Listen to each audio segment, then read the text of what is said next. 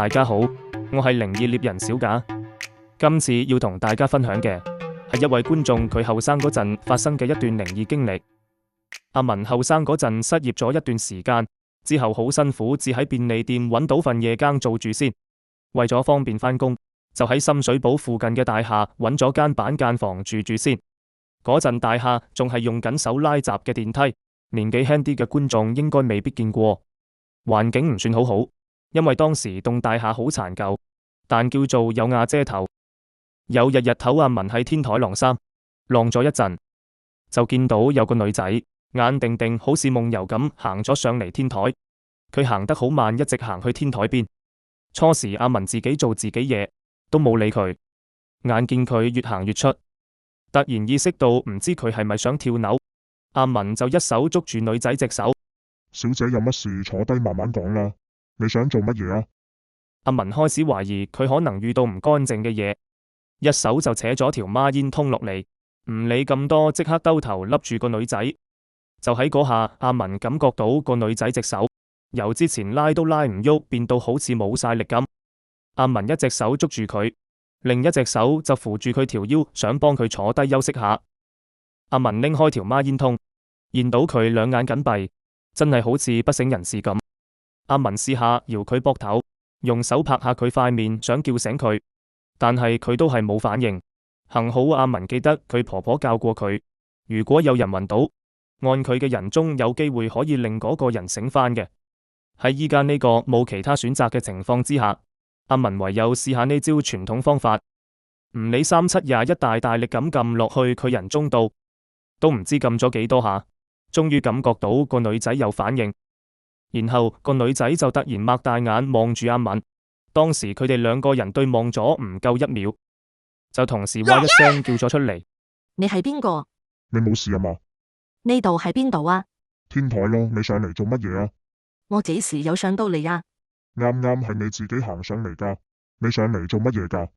我冇上嚟啊，我去抌垃圾咋。小姐，你頭先暈咗啊？我啱啱救翻醒你咋。暈咗？我點解會暈噶？呢度係邊度啊？咪話咗係天台咯。小姐，你係咪住呢度噶？我住樓下噶，婆婆叫我拎袋垃圾出去，我唔知點解上咗嚟呢度。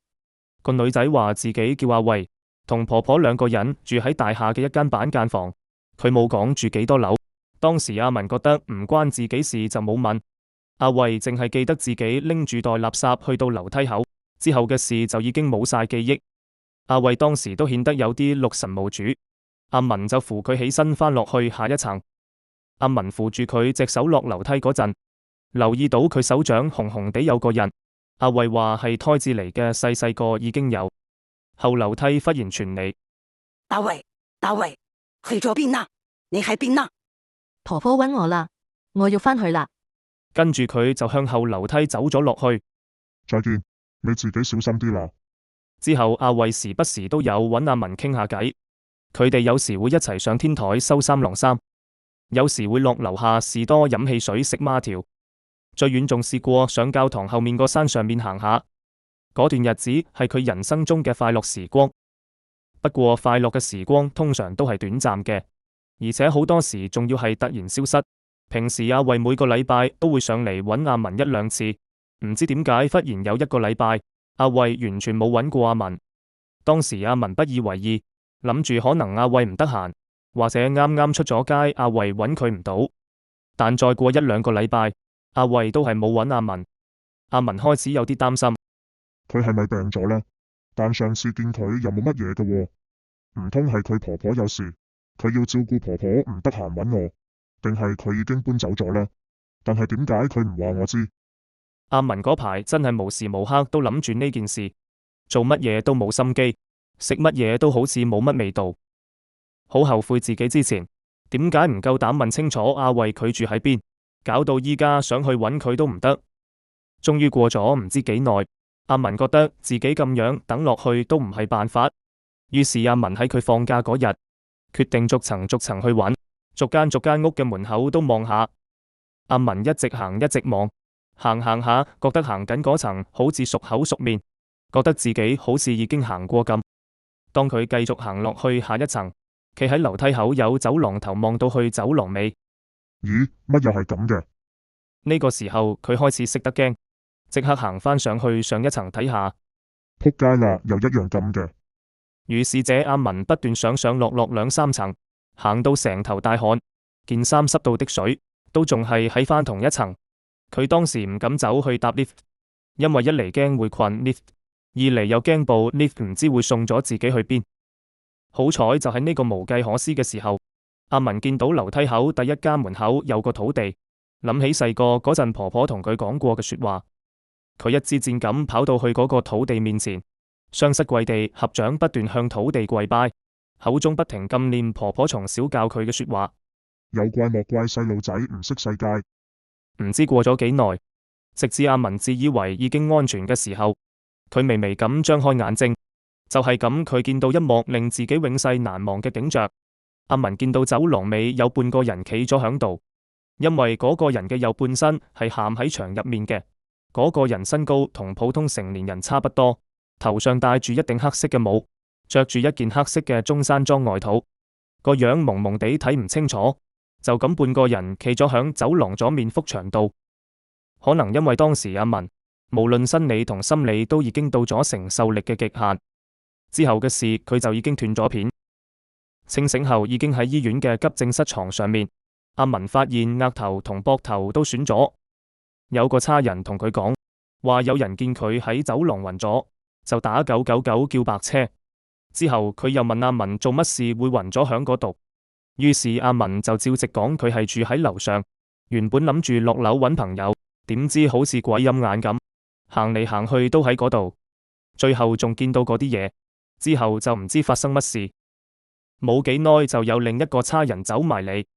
你去探朋友，但係冇食早餐暈咗啊嘛？依家你仲有冇事啊？如果冇事就走得噶啦，下次記得唔好唔食早餐啦。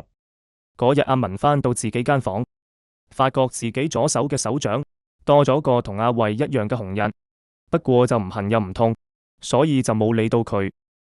事後阿文向附近嘅街坊打聽有關半個人嘅事，但都係冇結果。最後都係得意房東好心講咗少少嘢俾佢知。據知阿文已經唔係第一個住客見過嗰個人。喺夏天啲人通常都會打開大門，令空氣流通啲，等間屋冇咁熱。舊時啲鐵閘好多都係上下一支支鐵枝，中間一塊鐵板，所以如果有人行過，自然就會上面見到頭，下面見到腳。據聞曾經有住客明明聽到走廊有人行過嘅聲音，但係喺屋企望出去，淨係見鐵閘上面有個戴帽嘅人行過，下面就乜嘢都睇唔到。之後就大病咗一場。更甚嘅係，如果嗰個人企喺邊一家嘅門口，嗰個單位之後就會發生啲唔好嘅事。由於嗰個人出現嘅時間同樓層都唔一樣，漸漸大家都習慣閂埋門。唔知時間係咪真係可以沖淡一切？過咗排，阿文變得精神爽利，好似日日拍咗支力保健咁，做乜嘢事都衝勁盡表現，成個人容光煥發。不過事後阿文先知道，殘酷嘅現實係一切都係佢自己覺得係咁。阿文記得嗰日晏晝啱啱喺蘇記食完碟燒鵝飯，覺得喉嚨有啲嘢頂住好唔舒服，所以就冇去士多飲汽水，行咗去單眼佬度整翻碗涼茶下下火。當阿文企喺單眼佬門口飲緊五花茶嗰陣，涼茶鋪個嬸嬸就隨口同阿文傾下偈。阿文，呢排做嘢好辛苦啊？冇啊，咪又係咁。但是我見你個樣好似好鬼靜嘅。邊有啊？我依家老虎都打得死啊！呢個時候有個坐喺入面嘅阿叔擰轉頭望一望阿文，笑笑口咁話：靚仔，你唔好以為自己好像只像一層美國蜜嘢，演技神快啊你！聽完個阿叔講嗰刻，阿文都仲未知佢講緊乜，不過諗咗陣，佢就成塊面都紅晒，然後就擺低嗰碗未飲晒嘅五花茶，細細聲講咗句黐線，跟住就急急腳行返屋企。返到自己間房，阿文對住塊鏡左望右望，點睇都覺得自己個樣睇起嚟好精神，一啲都唔覺得有乜嘢問題。第二日阿文好似平時咁喺環街大排檔食完晏，行返去 lift 口隔籬間士多買咗支可樂，諗住飲完就返上去唞一陣，然後返工。門口隔籬有4個師奶喺度打緊麻雀，其中一個師奶話：你哋嗰日有冇見到有白車啊？你講邊日啊？嗰陣阿文仲以為佢哋講緊自己，即刻有啲尷尬，正想轉頭就走，點知個師奶係話：嗰日啊，嗰兩婆孫呢？哦，好陰公呀，佢哋。我知啊，我之前同你哋打完牌，咪喺石硤尾街市買餸見過個阿婆咯。咩話打完牌，你咁晏先去買餸？超唔得咩？我嗰日見佢執人哋收檔唔要嘅菜啊。我都見過啦。超，咁你咪又係咁晏至去買餸，有口話人。怪唔知因為似上一次嗰啲嘢嚟事，搞成咁咩？吓，佢哋點啊？聽人話佢哋已經又屙又嘔咗幾日噶啦。乜佢哋冇睇醫生嘅咩？超，你都忽忽地嘅，有錢睇醫生就唔使執嘢嚟食啦。去到呢度，阿文終於忍唔住打斷佢哋，衝口而出咁問：咁佢哋依家點啊？其中一個開口話：切，我點知啫？另一個隨即附和話：叫得白車應該未死得啩？阿文聽到之後火都嚟，向住嗰4個淨係識講是非嘅師奶鬧咗句：死八婆！然後就轉頭向住近橫街嗰個出口跑咗出去。阿文跑到出大廈門口，已經冷靜返好多。佢冇再跑，漫無目的咁沿住教堂門口前面條路行。阿文當時完全係心不在焉，突然間聽到噗一聲，嚇到阿文成個彈起。仆街，死靚仔，你嫌命長啊！原來佢不知不覺已經行到去教堂同石硤尾村中間嗰條馬路，冇睇車就咁行咗出去，差啲就俾架貨車撞到。佢退後2步行返上行人路，抬頭望到對面間士多，見到嗰啲喺天花板上掛落嚟一包包嘅蝦條，阿文就諗起嗰次佢同阿慧第一次亦係唯一一次有機會去遠少少嘅地方，因為當年冇手提電話，如果離開屋企太耐，阿慧驚佢婆婆會好擔心。佢哋揀咗一齊行上附近教堂後面嗰個山，因為可以俾佢哋由山上面望落嚟，欣賞石硤尾一帶嘅風景。嗰日天朗氣清，佢哋喺山上面逗留咗一陣，就沿路行落山返屋企。途中經過教堂對面間士多，由於呢次係阿文第一次帶阿慧去咁遠嘅地方，心情特別興奮。見到士多門口掛住一包包蝦條，就有啲豪氣咁對阿慧講：喂，你食唔食蝦條啊？阿文遞起隻手就想拎一包落嚟俾錢，點知阿慧笑笑口行過嚟，雙手擺後面微微俯身望住佢講：你想我食咗變肥婆唔要我啊？跟住就頭也不回咁過馬路去咗教堂嗰邊。嗰刻阿文面上一熱，有啲唔好意思，收翻隻手落嚟就急急腳咁過馬路追翻阿慧。跟住佢哋行到去教堂門口，見到有一班好似啱啱喺教堂觀完禮嘅人行緊出嚟。阿慧就話：如果第時可以喺教堂結婚就好啦。我又唔係信耶穌，結婚都係喺酒樓擺酒噶啦。阿慧刮咗阿文一眼，然後騷都唔騷下佢，就自己穿過班人返入大廈。阿文做咩咁耐唔見你同阿慧過嚟啊？阿文仲沉醉喺回憶當中，失驚無神被拉回現實。佢抬頭望一望前面，原來無意之間已經行到去尖尾對面間士多仔。叫佢做士多仔係因為佢淨係得一幅牆，有個玻璃櫃雪住啲鮮奶嘢飲之類，好似都仲有個汽水櫃。同阿文打招呼嘅係喺士多仔睇鋪嗰個和藹可親嘅婆婆。每次經過呢度，唔知點解阿慧都要阿文幫襯婆婆買鮮奶，佢自己飲少少，剩翻嗰大半支就要阿文梗晒。阿文後生嗰陣淨係中意飲汽水，連水都少飲，要佢飲鮮奶真係嗌晒救命。舊陣時啲鮮奶好似汽水咁，飲完係要按樽嘅，咁通常都係阿慧去按，啲按樽錢就俾佢收起。士多仔個婆婆成日笑阿慧，阿文又比較有利是啦。阿慧就會笑笑口咁收起個銀仔，得咁少，我死老婆溫臭屋啦佢。然後又會雙手擺喺後面，同阿文一齊慢慢向教堂方向行返屋企。漫無目的咁，阿文行咗去好多充滿佢同阿慧回憶嘅地方。最後去到石硤尾街市上面嗰個平台，阿文喺平台邊嘅欄杆望住斜對面嘅徙置區，忽然有滴水滴咗落阿文放喺欄杆嘅手臂度，嗰陣阿文先發現自己早已淚流滿面。嗰晚阿文冇去返工，亦都冇去大排檔食嘢，累，留咗成晚。到咗第二朝，阿文俾拍門聲嘈醒。喂，要應份你啊！拍門嘅係住喺阿文隔離房嘅豪哥。阿文心諗一定係阿慧好返嚟揾佢，所以就即刻起身一支箭咁飆咗出去。點知佢去到大門口，原來只不過係便利店嘅同事輝哥。死仔，你琴晚做乜唔返工啊？老細叫我嚟睇下你死得未啊？阿文請咗佢入房坐，當然啦，間房咁細，佢哋只能夠坐喺床邊傾偈。阿文將成件事完完整整咁講晒俾輝哥聽，跟住輝哥就問：咁你有冇去醫院睇查？睇乜嘢啊？咁多間醫院，我點知佢去咗邊間醫院喎？有咁上次你暈 Q 咗，白車送咗你去邊間啊？阿文嗰刻俾輝哥一言驚醒夢中人。所謂事不宜遲，阿文鞋都未着好，啱啱想跑出去，就俾輝哥一手拉住。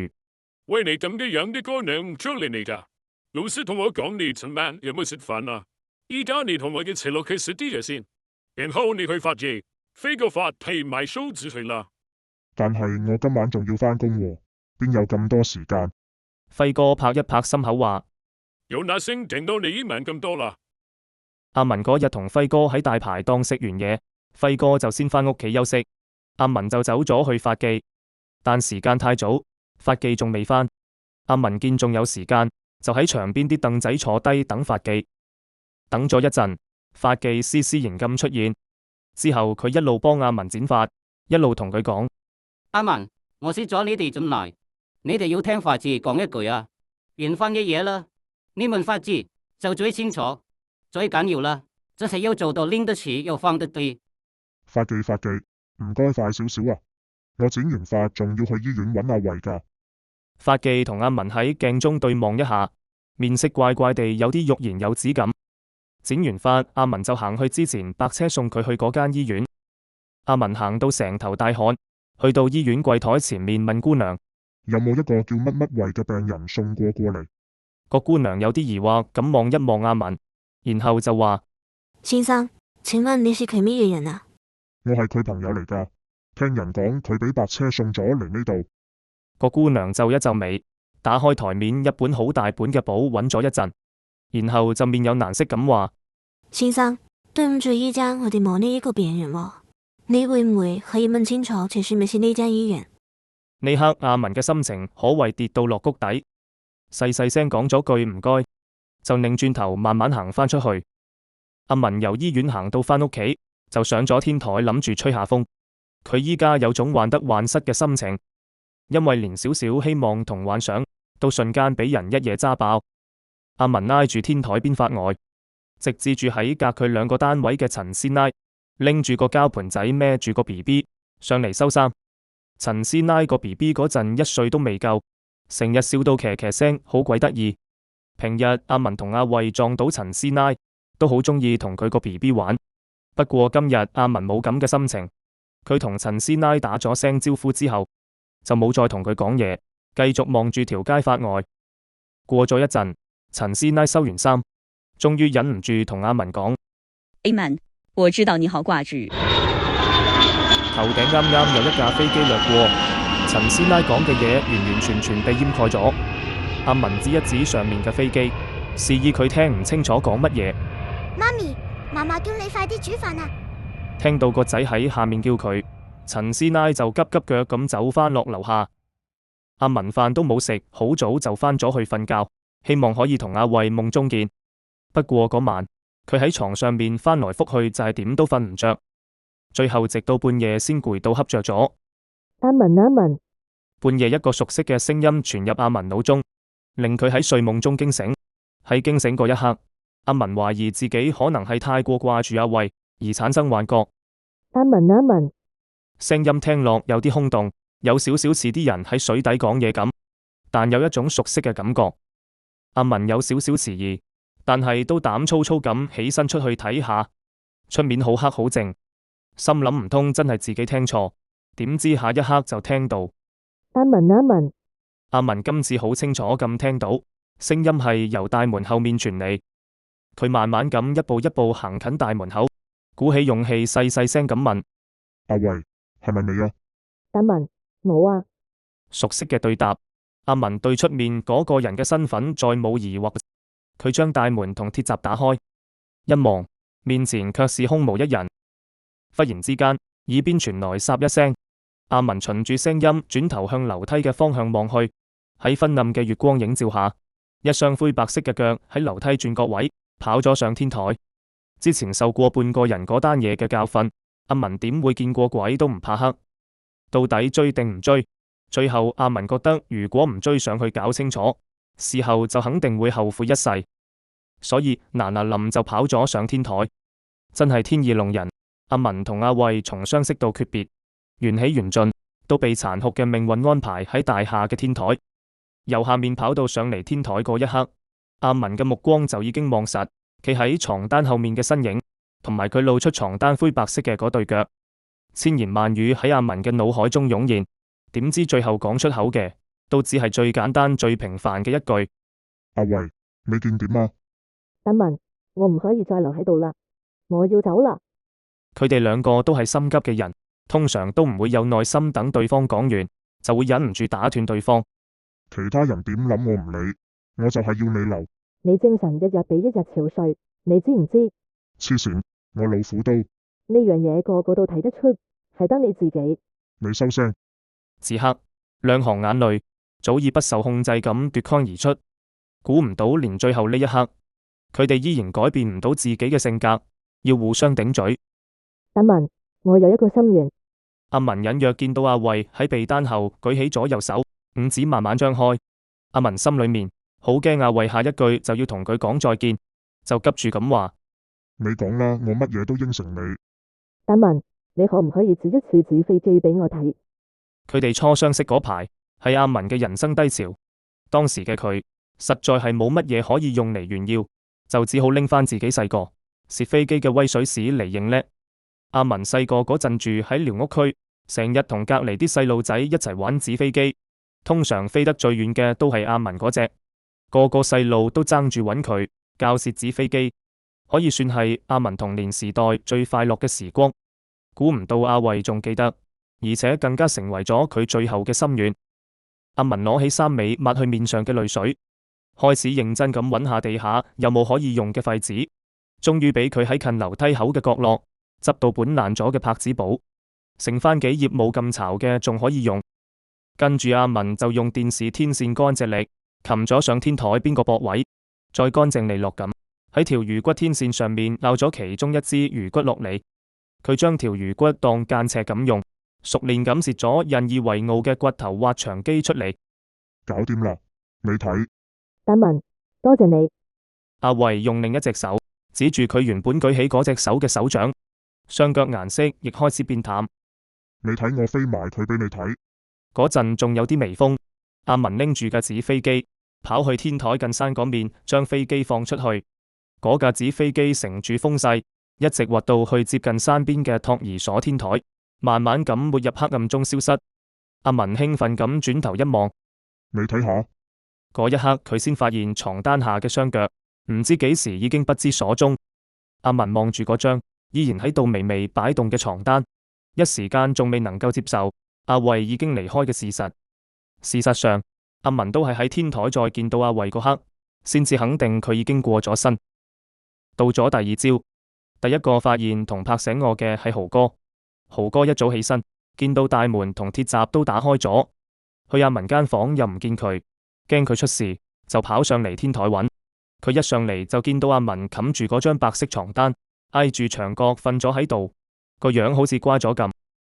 為咗令其他人較容易接受，阿文就話自己尋晚因為好唔開心，所以喺房飲酒飲醉咗，之後覺得間房好熱，就上咗天台吹風，唔小心瞓着咗。